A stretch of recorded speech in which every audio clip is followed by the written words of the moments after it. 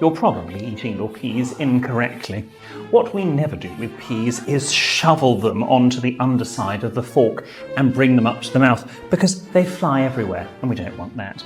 Instead, using the back of your knife, push and spear some peas onto the tines of your fork. You have a neat little collection which you can eat like so.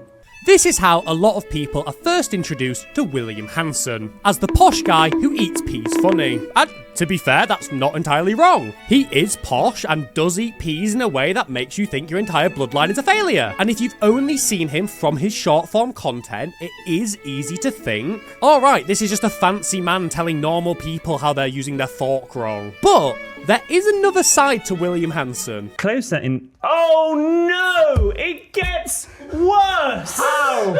How does it get worse? She's using her mum's dildo, for Christ's sake. No! Because yes, it is very easy to watch this and say it's snobbish. These are not tips for when you go to Mackey's. He's not saying you need to deconstruct your Big Mac. He's giving advice for formal situations. Lunches, dinners, events, anywhere where there are actual rules that people will judge you for not knowing. Now, I will admit, when I started watching the videos, I did think a lot of the etiquette rules were quite silly. And some of them really are just silly. When eating grapes, don't pick off a grape and pop it in your mouth. The Victorians gave us grape scissors.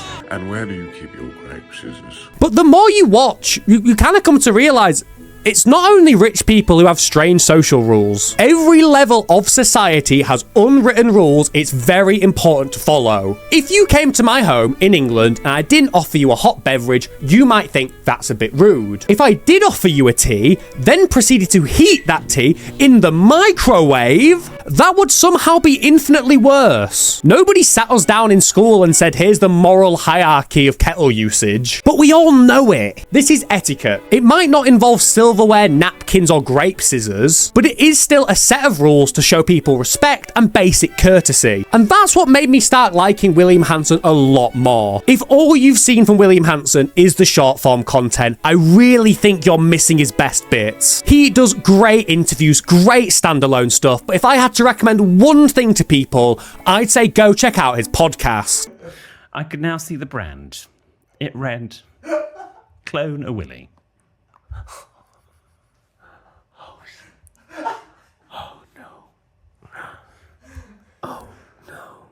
Turns out I've been getting the best orgasms of my life from a replica of my father's penis. Most people, when they say this guy, do not expect him to run a podcast called Help, I Sexted My Boss. But he does, and it's brilliant. It's presented by William, the posh southerner, and Jordan North as the cheeky northerner. And just as a side note, Jordan absolutely deserves his own video because he seems absolutely delightful as well. But just to stick on the topic for now, it does not shock me that these two get along so well, just because they're nice people. The podcast is basically them talking about life and going over the etiquette of everyday situations. I don't really like podcasts, but if I've had a bad day, it really cheers me up to see two people sat across a table who genuinely like each other's company discussing funny things. To me, William Hanson's not only interesting because of his etiquette advice, he's interesting because he goes against the idea of what I think a lot of people expect an etiquette expert to be. You expect someone cold, judgmental, and stiff, but he is ludicrously funny and very self-aware. He's a lot more open-minded than I think a lot of people assume he is. How would you look at your hemorrhoids with grace and decorum?